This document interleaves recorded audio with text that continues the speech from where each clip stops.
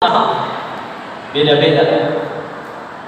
Ada yang dia kuatini sedekahnya. Gimana kamu bisa berhasil? Oh, saya sedekahnya segini. Memang diujinya di harta. Ada yang oh enggak, saya nggak sedekah, tapi memang hafalin Quran dan baca sehari 3 juz. Oh, ternyata memang tidak diuji harta, tapi memang ada di lingkungan pendidikan. Sehingga berarti maksudnya apa nih kok maknanya? Kita tuh ketika pengen sesuatu suka salah fokus. Kita kadang lebih fokus mikirin gimana caranya terkabul, sah-sah aja sih. Tapi yang lebih penting adalah layakkah diri kita dikabul doanya? Nah itu lebih penting ya. Contoh, anak-anak sekolah misalkan naksir sama lawan jenis dan kita tahu nggak boleh pacaran ya. Mereka salah fokus, sibuk mikirin gimana ya caranya biar dia naksir saya. Pinjem jaket teman, pinjem motor teman. Biasanya nggak pernah mandi, mau ketemu dia mandi ya. Padahal dia lupa hatinya si doi, si dia tidak dibulat-balikan oleh kado hadiah dari kita. Terus apa yang harus dipikirin? Kira-kira, contoh, ibu naksir sama orang secara fisik, secara dunianya ibu naksir. Kan tinggal dipikir, kira-kira pria sesoleh itu, sebaik itu, sukanya sama yang kayak gimana ya? Tinggal kita layakkan diri kita untuk jadi layak disukai. Udah selesai. Kalau Allah juga begitu. Nih, ibu doa dan kita disuruh doa.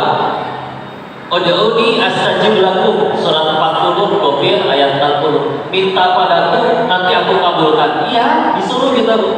Jadi ibu terserah, ibu pengen kaya, ibu pengen tas baru, ibu pengen gelang baru, boleh. Walaupun banyak doa yang lebih baik, doa minta husnul khotimah, doa minta hidayah ya. Cuman kan kira-kira sebelum kita doa, Allah udah tahu belum kita mau minta apa? Pasti tahu. Meskipun jangan mentang-mentang Allah pasti tahu, jadi kita doanya ngegampangin. Ya Allah, tahu kali, amin. Kurang aja. Besoknya doa lagi, ya Allah, sama kayak kemarin, amin. Nah itu jangan ya, karena doa ada adabnya. Habis dalam beres sholat, masih dalam keadaan berwudu, menghadap kiblat, bersolawat dulu, memuji Allah dulu. Belajar dari Al-Fatihah. Al-Fatihah berapa ayat? 7. 5 ayat memuji dan mengagungkan Allah. Mintanya cuma di 2 ayat terakhir. Jadi emang agak kurang tepat kalau misalkan kita, ya Allah, beres sholat langsung kata, ya Allah, Pajero, ya Allah, Pajero. Kurang tepat ya? Karena memang bukan permasalahan mintanya. Allah udah tahu kita mau minta apa, udah tahu. Maka terus yang mesti kita upayain adalah, yuk layak gak sih kita itu jadi hamba yang dikabul doanya? Berarti gimana kok biar layak? Terserah semampunya. Sanggupnya dibaca, ya dia kuatin di Quran. Diujinya di harta, ya udah dia banyakin sedekah. Gak punya harta, gak punya ilmu, ya udah bakti ke orang tua, bismillah. Birrul walidain dikuatin. Karena kalau enggak kan, dan dia ya Allah pengen ini, pengen itu, Allah juga udah tahu kamu pengen apa. Ya, cuma masalahnya layak nggak dikabul. Dan esensi dari doa, pertanyaan selanjutnya biasanya kayak gini. Kok kalau Allah udah tahu kita pengen minta apa, terus ngapain doa?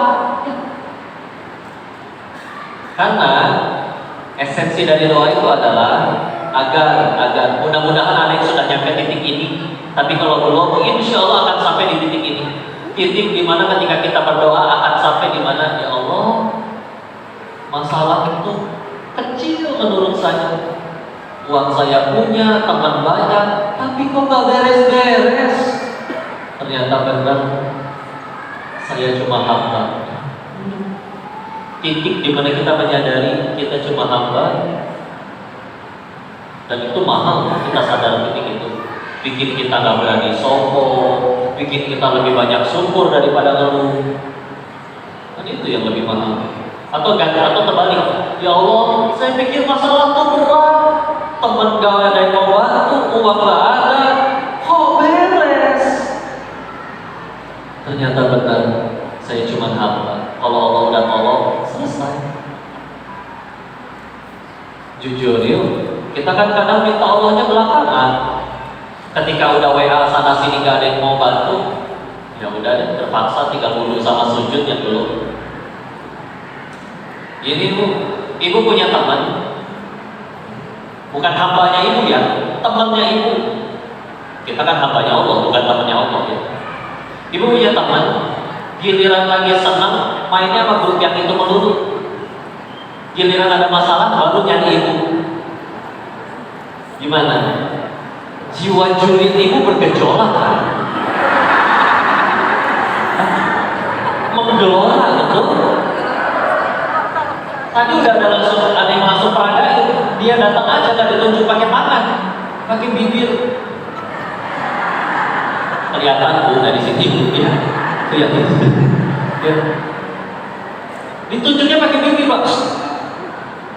Hati-hati ditabuk malaikat. Gak yang malaikat gak nabuk ya.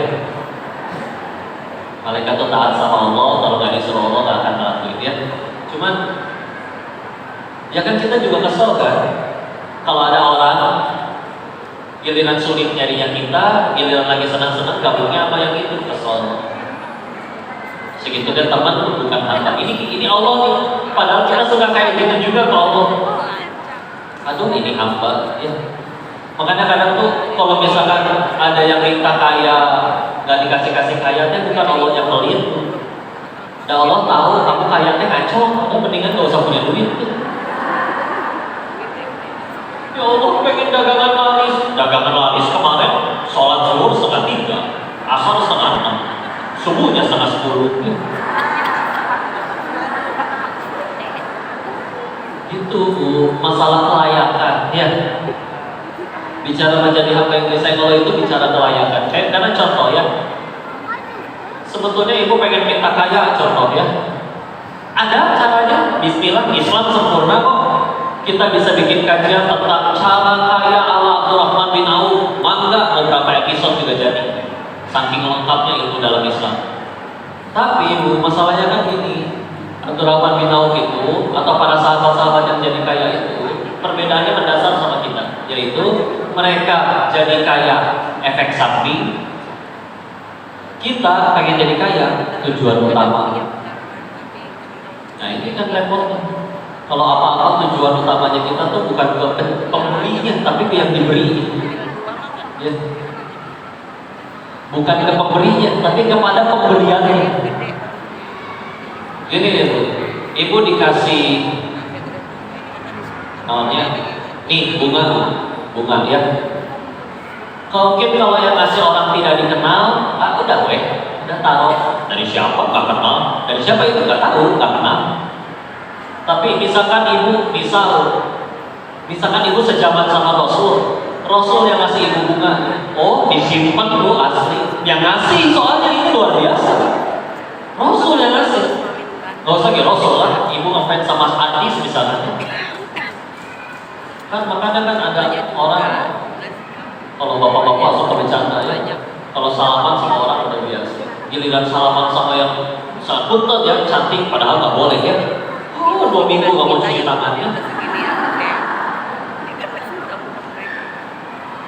Padahal ada sama, ada orangnya mau mobil juga, orangnya cebok juga, sama ada orang. Cuman kan ketika akhirnya kita sadar, oh ini bukan main-main nih yang ngasih nih, Allah nih yang ngasih nih. Jadi jangan sibuk sama pemberian, sibuk sama siapa yang memberi ya. Lebih mahal ya. Karena ini bicara tentang tadi ya, melayakan. Abdurrahman bin Auf jadi kaya, bukan efek samping. Mereka itu jenis-jenis orang. Abdurrahman itu termasuk 1 dari 10 sahabat yang dijamin surganya ya. Jujur bu, kalau kita tahu ada suara dari langit menyebutkan, bu, ibu bakal pasti masuk surga. Kira-kira ibadahnya bakal kendor apa makin rajin? Kayaknya tambah kendor. Nah, selevel